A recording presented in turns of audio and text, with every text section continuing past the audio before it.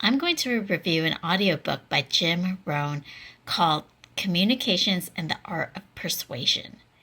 Before we get started, make sure to subscribe and hit the like button if this video helps you in any way and if you want to see more reviews like this. Here's an expression we've heard.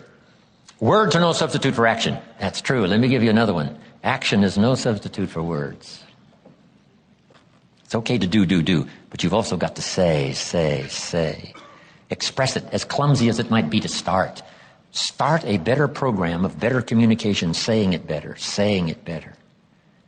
One thing that Jim emphasizes is to practice speaking and to practice communicating, that actions are no substitution for words. It's okay to give flowers, but don't let flowers do all your talking. Flowers have a limited vocabulary.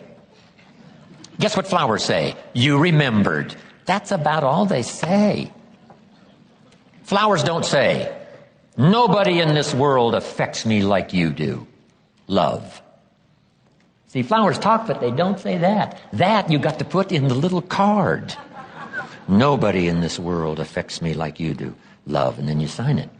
And see, long after the flowers are gone, somebody's going to keep the words. The words are more powerful than the flowers. So don't let flowers do all your talking. See if you can't choose the words that are meaningful, words that are unique. And the more you do this, practicing every little occasion to say something well, whether it's a little talk to the family gathering, or whether it's training, or whether it's inspiring, or a little class on Sunday morning, whatever it is, keep improving, find a new way to say it, a new illustration, a new story. You'll get better. And then some people are nice and some people are not so nice. But there's only a few. When I first started in sales, Mr. Schoaf, my mentor, said, here's the good news, Mr. Rohn. There's only 9 or 10 real nasty, miserable, horrible people in the world. That's what he said. Now, he said, they move around a lot. And you're liable to get one once in a while. But when you do, you just say, hey, there's only 9 more like you. I can handle that the rest of my life. So, here's the next one now that's really challenging, but it really works, and that is read your audience. Whether it's an audience of a child or an audience of a training class or whether you're a minister and you preach, here's what you've got to do. Say something well, but then read the effect you're having. In those early days, I had to quickly read. Should I keep going or should I quit?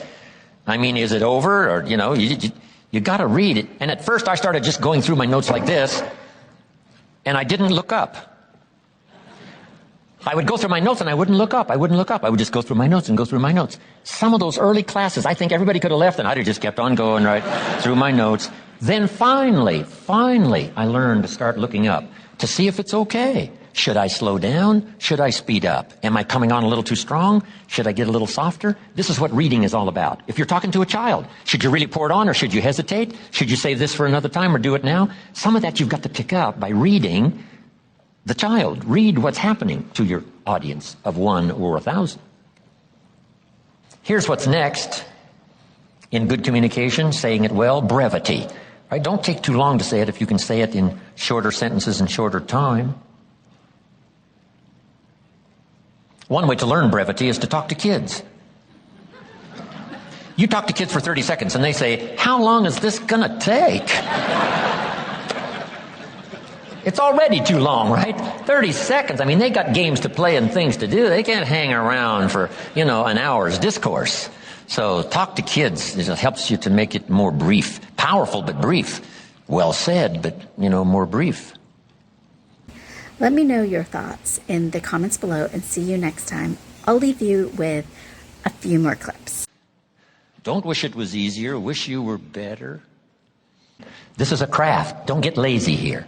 And the reason I ask you not to get lazy here is because the payoff is so great. Whether it's working on a job or advancing your career or at home with your family or communicating with your spouse. Whatever it is, craft your communications. Be a little more aware and just ask yourself, could I possibly get better at affecting people with my language and my words and my style and my emotions and all the rest? And the answer is yes, we all could. I could, you could. That's why I'm here, to practice my craft as well as to deliver my message, to see if I can't be better this year than I was last year.